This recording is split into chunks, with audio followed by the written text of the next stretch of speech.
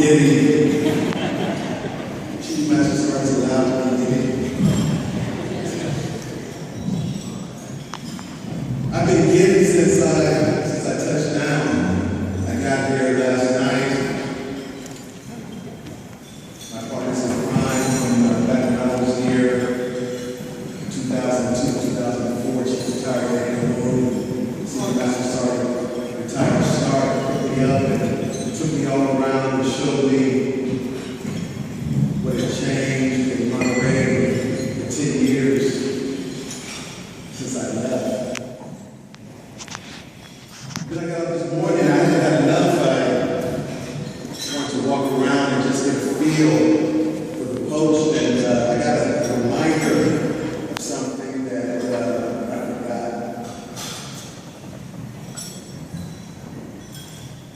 The alarm is on the bill.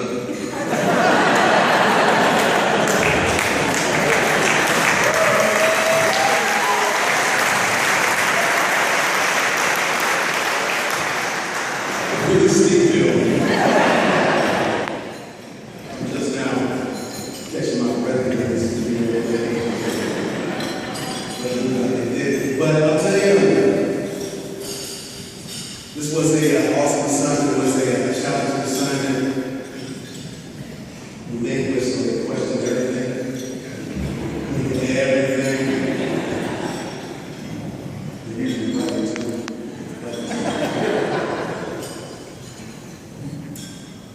It couldn't have been that bad because when I was promoted to Chief Master Sergeant in 2005, my 2 EPRs from the allotment to topsoil, in a very real sense, this is why we were promoted to Chief Master Sergeant. And at the risk of going on a little more, and I was not too shy to leave it because I'm back. I'm back where I'm happy to be back. My friend Jeff Stark, a few months ago, called me and he said, "Vince, how would you like to be our Air Force Ball guest speaker?" And 30 years I've done a lot. I've never had the honor of doing that, so I was all over it. I said, "I'm in, definitely. Sit me in, coach, I got this." Jeff said, "Slow down. The committee still has to approve it, and we are considering another." So I'm thinking, I'm humble, but at the same time, I look at my career, and I'm 30-year Chief Master Sergeant, Command Chief, wasn't in the introduction. Command Chief of the #1 base in the Air Force, won $1 million for that. 15-year First Sergeant. Plus, I'm an alumnus, I've been here, so I'm thinking I got this. But curiosity got the better of me, and I asked Jeff, "Who else are you considering?" I'm thinking he's going to say Chief Master Sergeant so-and-so, this and that, and I'm thinking, okay. He said Condoleezza Rice, right?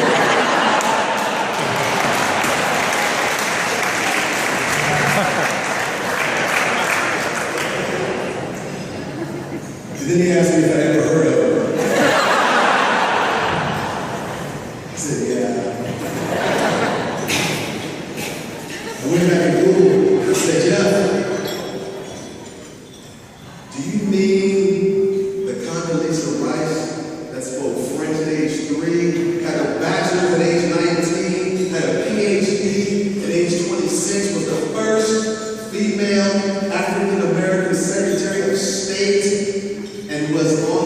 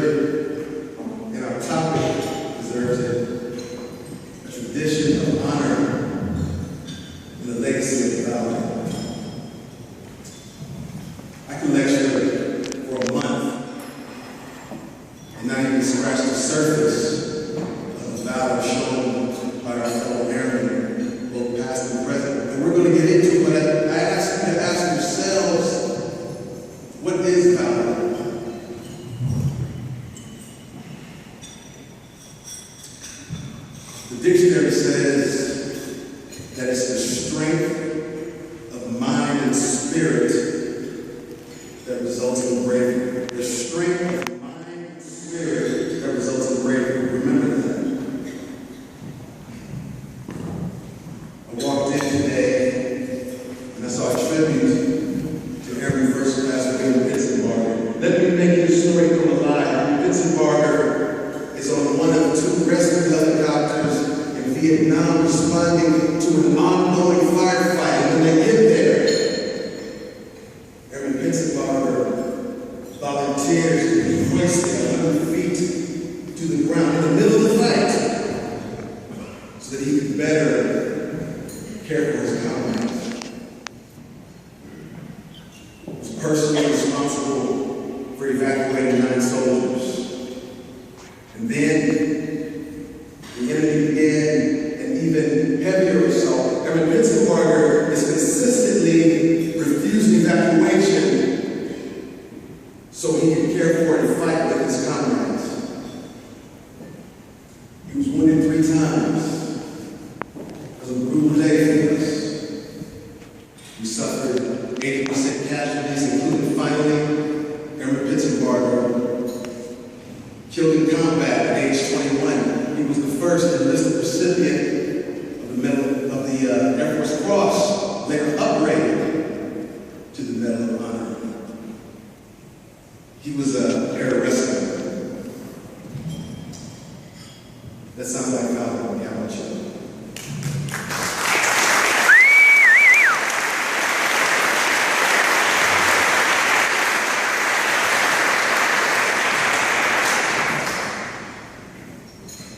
Anyone heard of Senior Airman Reiner? 2008, Afghanistan. This junior airman is on patrol with his special forces team, looking for high-value insurgents thought to be hiding in the villages of Afghanistan. And all of a sudden, his team gets ambushed and pinned down from all sides. Airman Reiner provides suppressive fire with his M4 while his teammates are extracted. And then, for the next 6.5 hours, pinned down on a 60-foot cliff, wounded, under constant fire, Airman Reiner directs over 50 attack runs against the enemy and twice is personally responsible for his element not being overrun. He was awarded the Air Force Cross. He was a combat controller, and that sounds like Valor to me. How about you?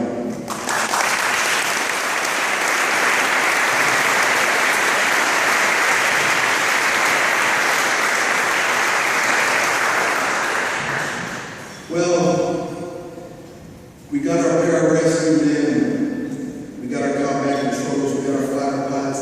The valor of these battlefield airmen is routinely tested and consistently lauded.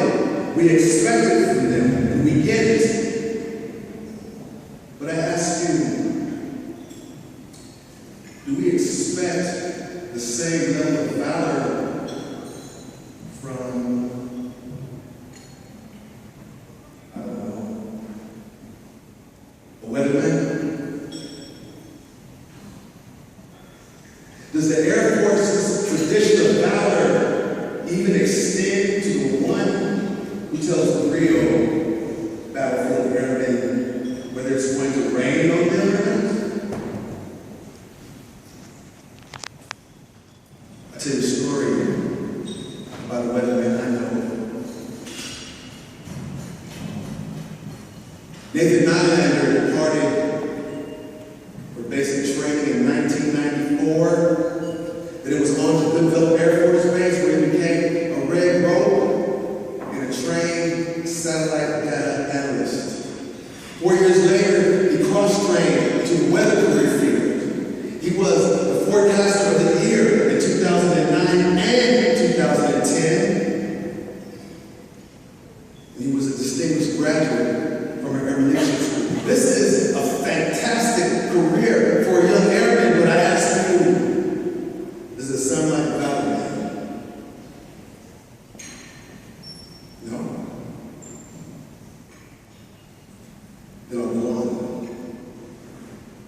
2006, now Sergeant Nylander is approved for OTS. And after a tour in Hawaii in 2009, he arrives at Davis Mountain Air Force Base in Arizona. 2 years after that, he's on his way to Afghanistan. This is weapon. Well, it was a Wednesday morning. Now, Captain is waiting for staff meeting to begin. Kabul International Airport. An Afghan pilot enters the facility and he's arguing with several airmen. And suddenly, the Afghan opens fire. 7 airmen and a contractor are immediately hit. And when the shots rang out, Captain Nylander was in the next room with 12 other airmen. He didn't run. He went to the door that joined the 2 rooms and began helping coordinate the evacuation of those inside. Ladies and gentlemen, that's one.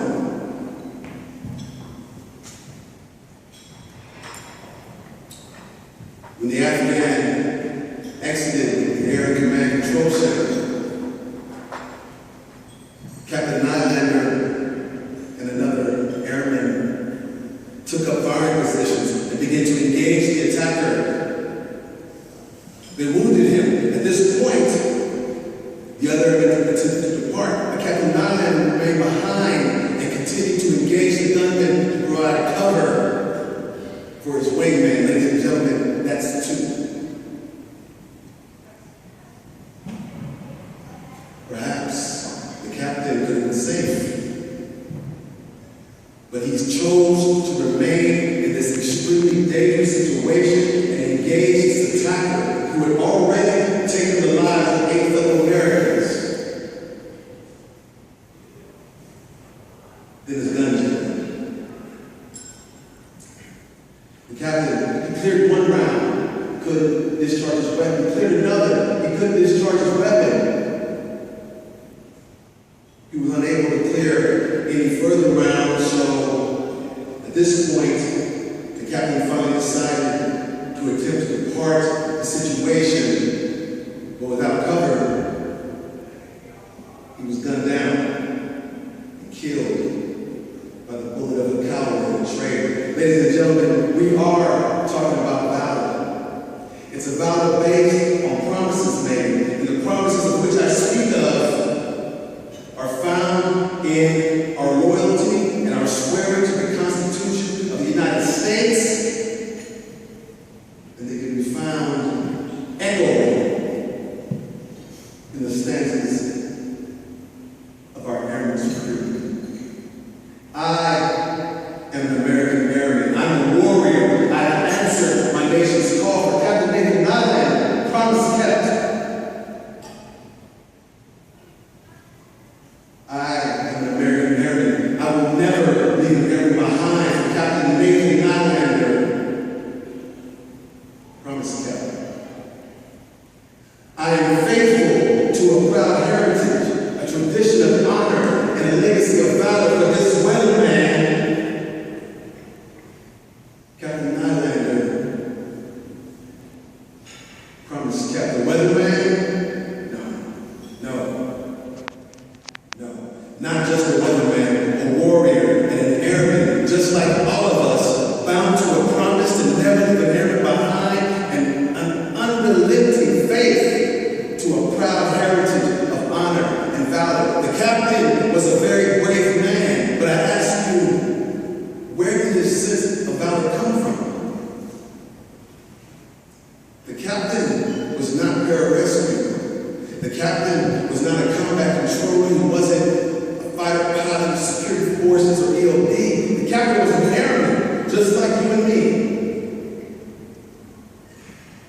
The captain had no special training in honor or valor, so where did it come from? I believe that it comes from the same place it comes from for us all.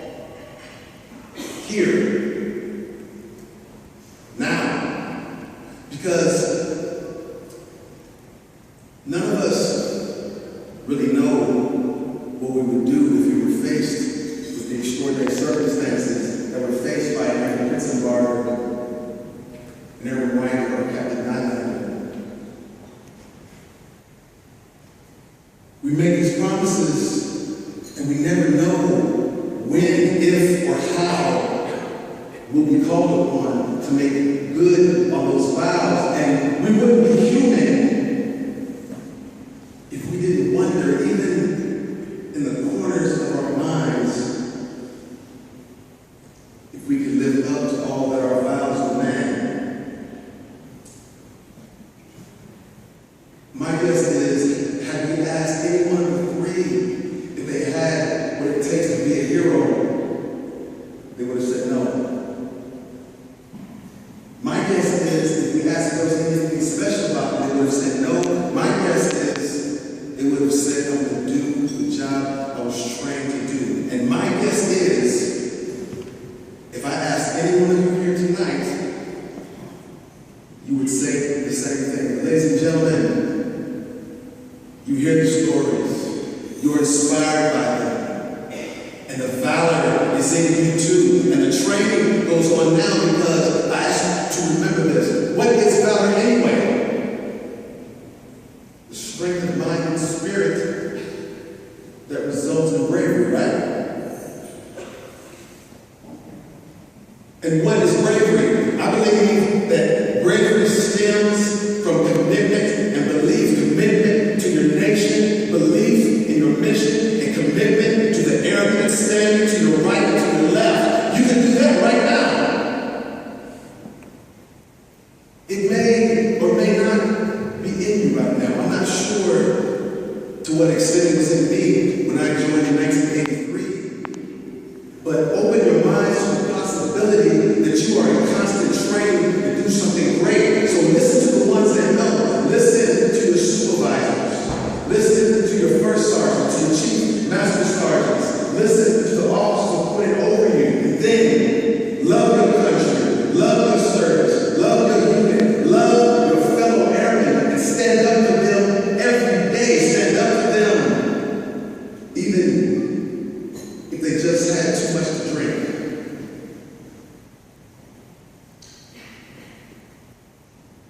Stand up for your fellow airmen, even if they're just lonely or homesick.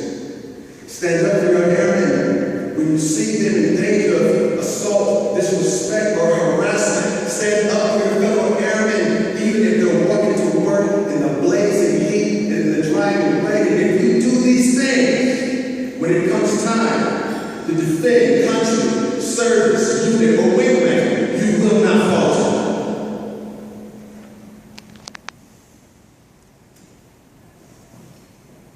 Discipline leads to valor and failure.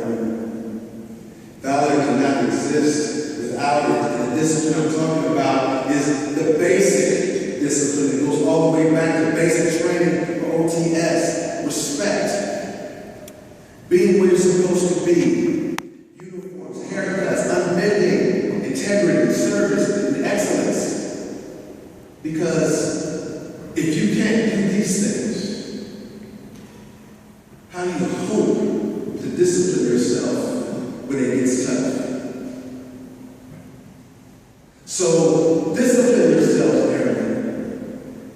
Do the right thing even when you know no one is watching. And then revel in the power that comes from your discipline. Yes, there is power and self-confidence and self-discipline. And if you do these things, if it gets tough, and I hope it doesn't, but if it does, you will not fail.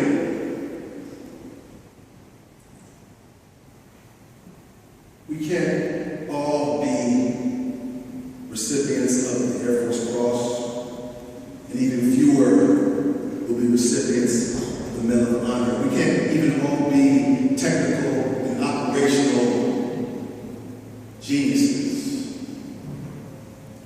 But every single one of us can believe, commit, show self-discipline and love, and if we're loyal to what we love, the valor will always be in us, and it's a good thing too. Because fate may come knock on your door one day. If not coming back, fate may tap you on the shoulder and say, it's your turn. It's your time. It's time for you to stand in the gaps with a fellow airman. It's time for you to walk an extra mile or 2 or 10 with a fellow airman. It's time for you to positively influence and save a life now. And you do not want to be untrained when fate screams at you. Where is your honor? Where is your courage? Show me your valor. But if you're doing it right, you're doing it every day that you serve. So ladies and gentlemen, as we celebrate our Air Force's birthday, what we're celebrating is you. Because you are a part of that great heritage and tradition now. It's our birthday. Revel in that. Celebrate that now, tomorrow, and every day. We're airmen, soldiers, sailors, Marines. Not everybody can do what we do, and we don't hold that against them. But that's what we are. And we will always be defined by and held to the high standards of that tradition.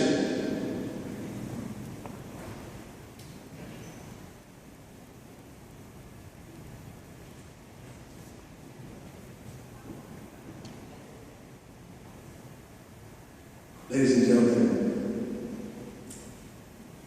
when you're active duty, certain things are offered to you by privilege of rank or position, but when you retire, when you're one of the elders, the level of respect that you've shown me is honorary and completely voluntary, and I thank you for it. Tonight, I take off my uniform again to await the next time that offer may be extended, if it ever is. But in case it's not, I leave you with 3 things. 1, again, you've humbled me to no end. I'm so happy to have been invited to speak with you. Thank you for giving me another chance to be heard. And thank you for reminding me that I will always be there. 2,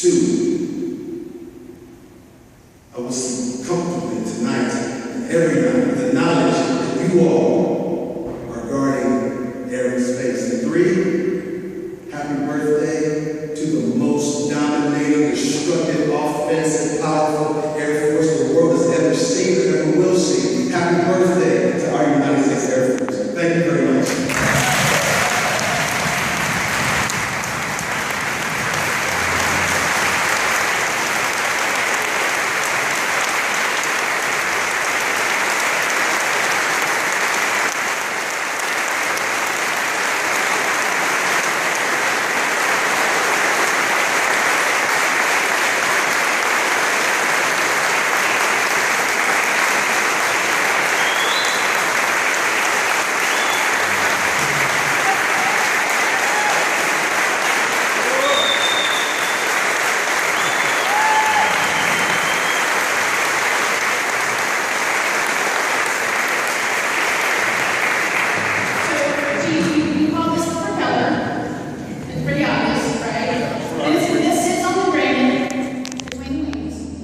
Up on the Presidio, Monterey. Chief Master Sergeant Vincent Valor. Guest speakers, 67th Air Force Birthday Ball, a tradition of honor, a legacy of valor. Thank you so much, Chief. You are definitely a part of our tradition of honor and our legacy of valor, and we are better for having everybody in that state tonight. So thank you very much.